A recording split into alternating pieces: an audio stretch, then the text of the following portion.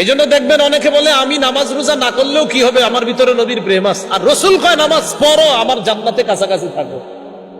কি বলতেছে? নামাজ না পড়লো প্রেম আছে। আর নবী কয় না না না, নামাজ পড়ে আমার কাছাকাছি আসো। তাহলে বলেন নামাজ ছাড়া নবীর কাছে যাওয়ার দলিল না নামাজ পড়ে কাছে যাওয়ার দলিল? অথচ মানুষ এখন ডায়লগ দিচ্ছে না নামাজ রোজা না করলেও নবীর প্রেম আছে।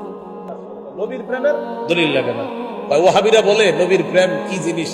তো এই কথা বইলে আমাদেরকে বইলা বলে কি নবীর প্রেমের কি আবার দলিল লাগে কিনা? আমরা বলি রাসূল সাল্লাল্লাহু আলাইহি সাল্লামকে আমরা ওইভাবে মহব্বত করব যেইভাবে সাহাবীরা মহব্বত করছে। রাসূলুল্লাহ সাল্লাল্লাহু আলাইহি সাল্লাম বলেন, আমাদের এই শরীয়তের মধ্যে ইবাদতের নামে সওয়াবের আশায় কেউ যদি নতুন কিছু আবিষ্কার করে, এটা প্রত্যাখ্যান করা হবে, এটা ছুঁড়ে ফেলে দেওয়া হবে, এটাকে গ্রহণ করা হবে না।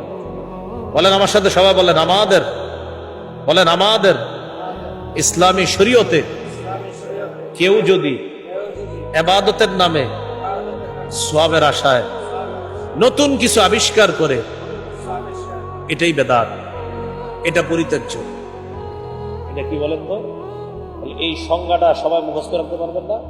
শরীয়তের মধ্যে ইবাদতের নামে সওয়াবের আশায় কেউ যদি নতুন কিছু আবিষ্কার করে, এটা বেদাত, বেদাত পরিত্যাজ্য। বেদাত কি? পরিত্যাজ্য। এই এলাকারও এমন মানুষ আছে যারা এরকম কাজ করে যে গত 40-50 বছর করতেছে। এই মসজিদের ইমাম বা এলাকার আলেমদের চোখে ধরা পড়ছে কাজটা বেদাতি।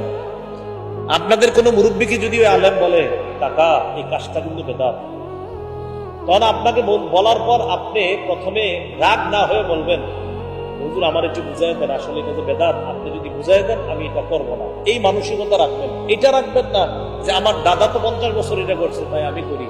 ভাই আল্লাহর হস্তে এই মানসিকতা রাখবেন না। বরং আপনার দাদা যদি বেদাতি কর্মকাণ্ড করে থাকে, আপনার পূর্বপুরুষ 14 গোষ্ঠীও যদি বেদাতি করে থাকে, বেদাত এটা 14 গোষ্ঠী না 28 গোষ্ঠীও যদি করে, বেদাত বেদাত।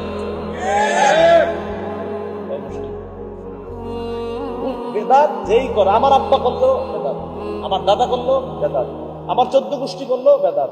মানে আলেম যদি নতুন করে বলে আচ্ছা আপনি এই কাজটা যে করতেছেন এটা বেদাত, এটা করেন না, এটা করলে এটা ইসলামী শরীয়তের মধ্যে এই কাজটা নাই, আপনি যদি করেন এটার নাম হবে পথভ্রষ্টতা। আবু দাউদ নাসাইর বর্ণনা আসছে এই পথভ্রষ্টতার ঠিকানা জাহান্নাম। কাকা আমি তো চাই আপনি এই কাজটা জেনে শুনে এটা করেন না। আপনারা যারা আছেন এই মানসিকতা রাখেন যে কোন আলেম যদি আমার ওই বেদাতি ভুলটা ধরায়া দেয়, আমি ওই বেদাত কাজ পরিহার করে আমি সঠিকটা পালন করবো ইনশাআল্লাহ। এই মানসিকতা কি সবাই রাখেন?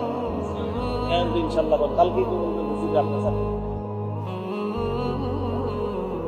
সব বেদাত নিয়ে আলোচনা করছে, বিকালবেলা আপনি এই মানসিকতা রাখেন না।